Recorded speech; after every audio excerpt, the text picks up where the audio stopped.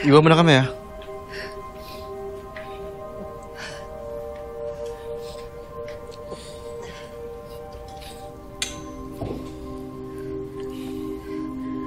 Normal lang daw yan. Withdrawal daw, sabi ni Doc dahil sa mga maling na inom mong gamot.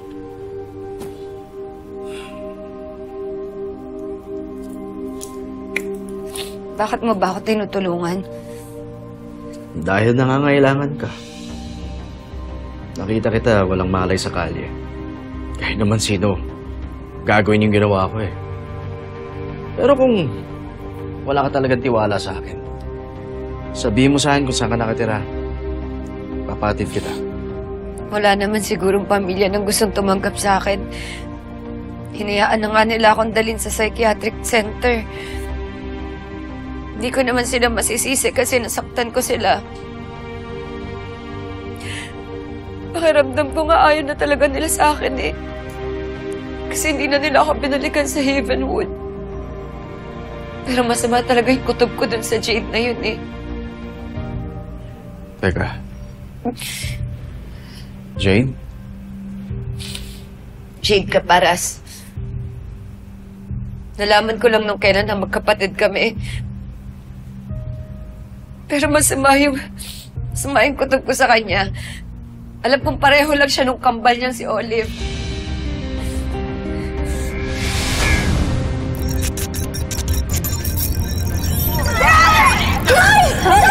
Zombie! Saan ka pupunta? Ano to? Wala pa! Okay! Manila! Okay! Wala akong tiwala dun sa Jade Caparas na yun. May binabahala siya sa akin. Masaya mapapatayin niya ako. Papatayin niya ako. Papatayin niya ako. Papatayin niya ako.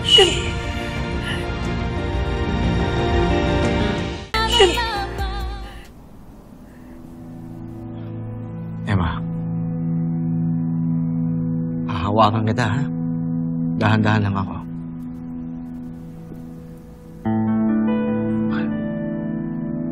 Nandito ako.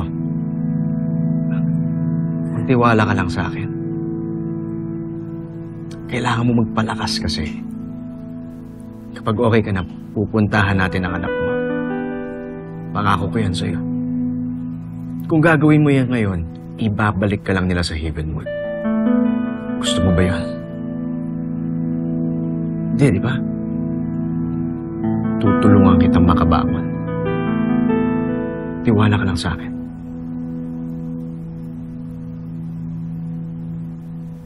Kaya sa ngayon, magpahinga ka.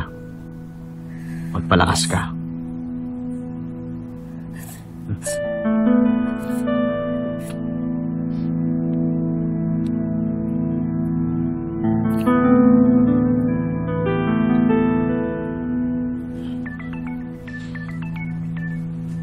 Sasagutin ko lang to, ha?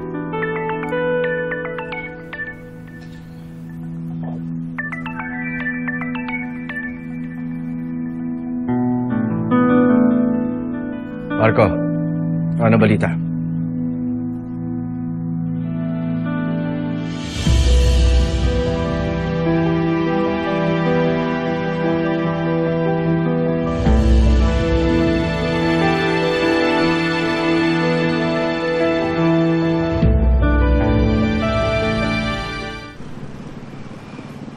Sige, kain na kayo.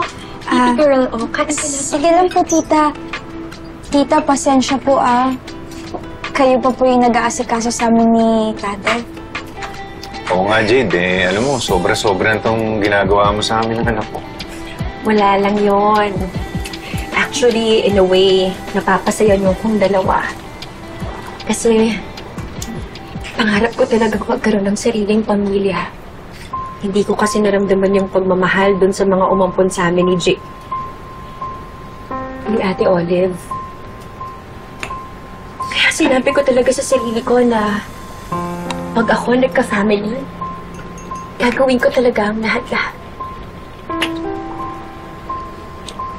Kain na, baby girl.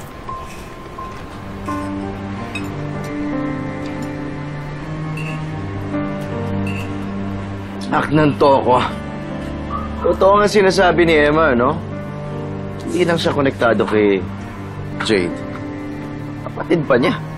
Base sa nakuha kong impormasyon, ninakaw ng kakambal ni Jade na si Olive Caparas, ang anak ni na Emma at Danilo. Kaya apelido pa rin ni Olive Caparas ang ginagamit ng bata. Kapatid ni Emma, si Olive sa ina. Pero, namatay na raw si Olive Caparas. Ikakambal pala tong si Jade. Mukhang ang pinaglalaroan kayo ng pagkakataon, boss, ah. Pero mukhang nahuhulog na rin ang loob mo kay Emma, eh. Kaya lang, may sabit, may asawa, oh. Sigurado ka ba yan yung asawa ni Emma? Oo, boss. Danilo ang pangalan ng lalaki. Yung bata, si Mookie. Dan, sandali. Ay. May ano pala ako. May pala.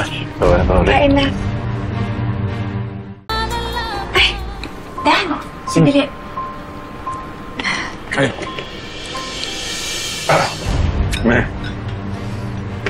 May ano pala ako. May pala. Sorry. Kain na. Tingnan mo, boss, oh. Mukhang may pagnanasa si Jade, eh. Doon sa tatay, tingnan mo kung paano asikasuhin yung mag-ama. Wala akong pakialam. Yan ang lalaking kinababaliwan ni Jade ngayon. Ang importante sa akin ngayon, si Emma. Ibig sabihin, hindi niyo papaalam na nasa poder niya si Emma? Para naman natin alam ang buong kwento, eh. Mas makakabuti kung sa akin muna si Emma. Yung ba talaga ang rason kung bakit tinutulungan mo si Emma? Baka naman nahuhulog ka na kay Emma.